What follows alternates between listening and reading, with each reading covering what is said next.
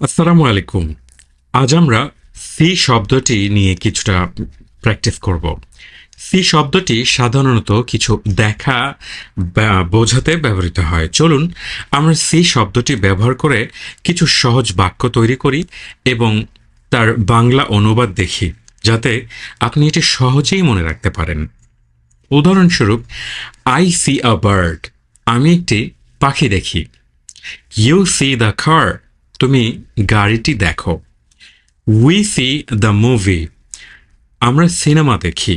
I C a friend, আমি একটি বন্ধু দেখি। ইউ সি দ্য ফ্লাওয়ার্স, তুমি ফুলগুলো দেখো। উই সি দ্য স্টার্স, আমরা তারা দেখি বা তারাগুলো দেখি। আই সি দ্য টিচার, আমি শিক্ষককে দেখি।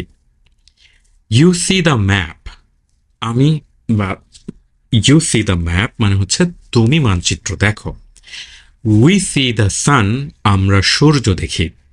আই সি দ্য শপ, আমি দোকান দেখি। এইভাবে সি শব্দটি ব্যবহার করে আপনি কিছু দেখা বা দেখার বিষয় সহজেই প্রকাশ করতে পারেন।